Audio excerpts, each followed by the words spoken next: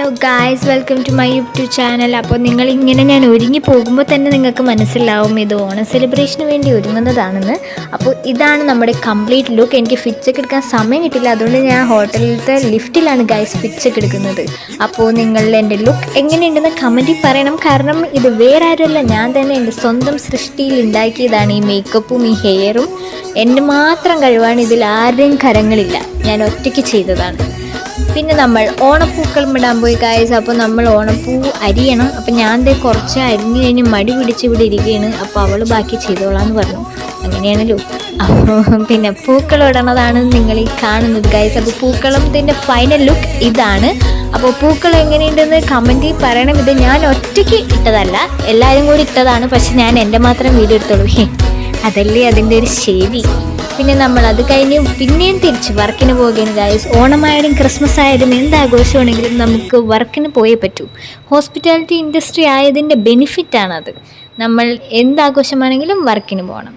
അത് കഴിഞ്ഞ് നമ്മുടെ മേളിൽ ചെറിയൊരു കലാപരിപാടി ഉണ്ടായിരുന്നു. പിന്നെ എൻ്റെ കൂട്ടത്തിലുള്ള കോളേജിലുള്ള എല്ലാ തെങ്ങളും ഇവിടെ തന്നെ വന്നിട്ടുണ്ട്.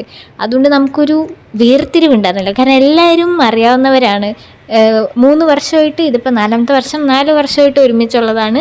അതും കഴിഞ്ഞ് പരിപാടികളും കഴിഞ്ഞ് നമുക്ക് മെയിൻ ഐറ്റമായ സദ്യയ്ക്ക് വേണ്ടിയിട്ടാണ് ഞാൻ വെയിറ്റ് ചെയ്യുന്നത്. അപ്പോൾ ഇത് സദ്യയൊക്കെ വിളമ്പുണ്ടാവും. സദ്യ വിളമ്പി കൊളമൊക്കെയാണോ അല്ലയോ എന്ന് എനിക്കറിയില്ല. അങ്ങനെ നമ്മൾ സദ്യയൊക്കെ കഴിക്കാൻ പോയി ഗായ്സ്. അടിപൊളി സദ്യയായിരുന്നു. ഞാൻ വിശന്നിരുന്നുകൊണ്ടാണോന്നറിയില്ല, പക്ഷേ എനിക്ക് ഭയങ്കര ഇഷ്ടമായി. അങ്ങനെ അവിടെ അളവൊക്കെ എടുക്കുന്നുണ്ട്. മത്സരത്തിൻ്റെ സുന്ദരിക്ക് പൊട്ടു തൊടാൻ അവിടെ അളവൊക്കെ എടുക്കുന്നുണ്ട്.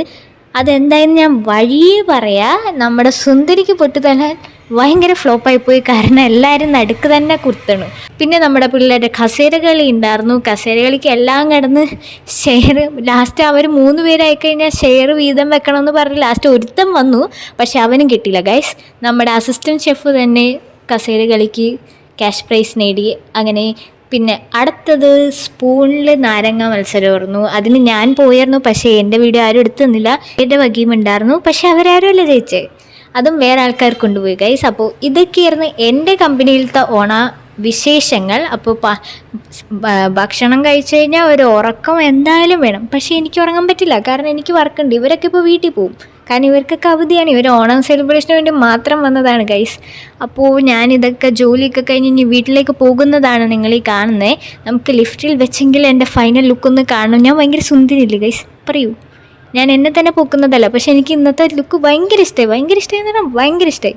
അങ്ങനെ നമ്മൾ മെട്രോന് വേണ്ടി കാത്തിരിക്കുകയാണ് ഗായ്സ്. അപ്പോൾ ഇന്നത്തെ വിശേഷം ഇത്രയൊക്കെ ഉള്ളൂ. അപ്പോൾ tata bye bye, okay, see you. എങ്ങനെയുണ്ട് കാണാൻ?